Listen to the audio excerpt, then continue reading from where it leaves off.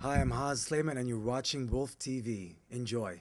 I'm very lucky to be joined today by Haaz in the brand new movie The Visitor. First of all, talk to me about your character and the role you play in this new movie. Well, he's a young Syrian guy that moves from Syria to Michigan with his mother, and then he moves to New York to pursue his passion in music, playing the drums, the African drums, the djembe.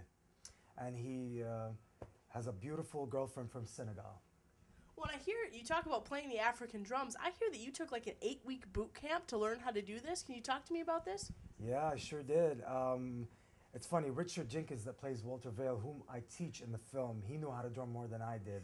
So it was kind of like one of those funny things in film. Thank God for editors and the magic of editors. I actually practiced every day for like a month and a half for 3 hours a day. And yeah, it was great. It was like frightening, and I had to make it look like I've been drumming for like 20 years. But that's the great thing about this craft. Like, you end up learning things that you would never had it not been for this film, for instance. And then the most difficult thing was playing the drums with a live band. They were professionals, and there was a saxophone player and a bass player. So I had a lot of wine that day. It's great though. I mean, the whole thing was really cool, and then Tom's direction was great. He always told me not to think. I don't know if you saw the film, but I often told Richard's character, "Did you think?" And then I was thinking really when I was telling him that. So, yeah. So it's cool. Kind of a role reversal then. Yeah, exactly. Now, this film talks about a lot of really intense social messages, immigration and things like that. What do you think was the most important message it was trying to get across? I don't think the movie has a message. I mean, I think that's obviously because of those issues, people gravitate towards that. It really doesn't. The movie is a beautiful story about four people connecting in such a profound way. It's a love story, and so you get out of it what you want to get out of it in a way. Granted, it does deal with those issues, but I think Tom McCarthy, who wrote this film and directed it, did a beautiful job about writing just a love story that incorporates those current issues without making it about those issues. I just think, as a film, that's where I would like to leave it off. Like, people just go in with an open mind, and I think when they truly connect with it on that level, I think that would be more powerful, and then we can talk about everything else.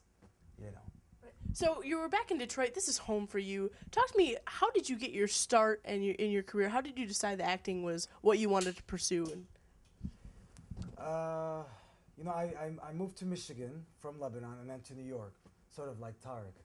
And I wanted to also pursue music, but singing. So for me, that was kind of my focus. I moved to New York, was there for 4 years, recorded like about 30 songs. And I don't know, I mean, it was just one of those things.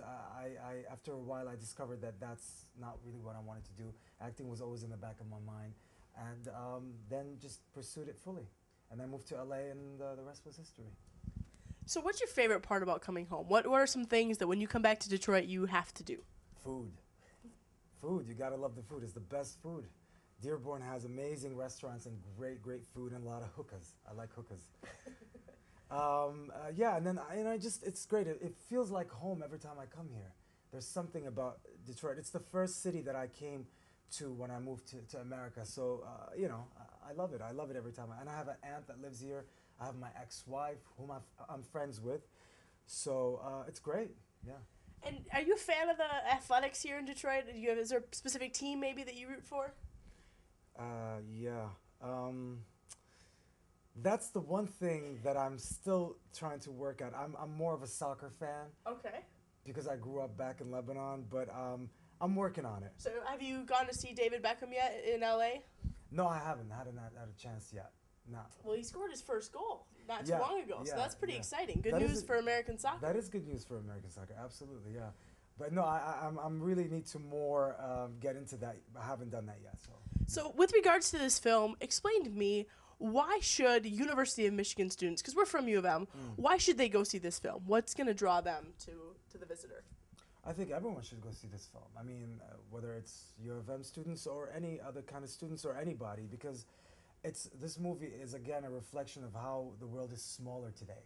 We come from, because we're like smaller, people from different cultures and backgrounds and political differences and views and religions are clashing more often than ever. And because of that, devastating things happen or wonderful things happen. And I think, the more we see a great example of how great it could be, the better it is, I think. And this is an example of that, this movie, you know? These people from different backgrounds connecting on such a profound way when their differences are stripped away. And then from that place, can you truly, truly connect with someone else? And for that reason, I think it's quite important. I always like to ask, too, was there a funny part maybe working on this film or a funny story that you have that you could share with us that people who go to see this movie maybe wouldn't know or wouldn't get to see?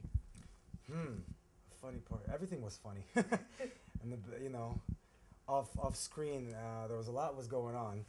Some of the stuff maybe I can't disclose. I don't know. I guess for me, it was walking around in my underwear was really it was funny on its own. Like I had to go up. I went up to Tom and I wore shorts, boxer shorts, and I was really happy that I was proud of myself. I'm like, yeah, here I am in my boxer shorts. I looked at Tom. I was like, and he just looked at me. And I was like, oh, okay. And I just walked back. I got it that he wanted me to wear briefs. And so that to me was, I regret that for the rest of my life, but it's. Well, David Beckham did the Armani ad in briefs, so I mean, so yeah, you can be like the David Beckham there, and with your walking around with your briefs. Nice. All right. Now you make me feel better. There you go. Well, thank you so much for your time. We greatly appreciate it. We love the film. Thank you.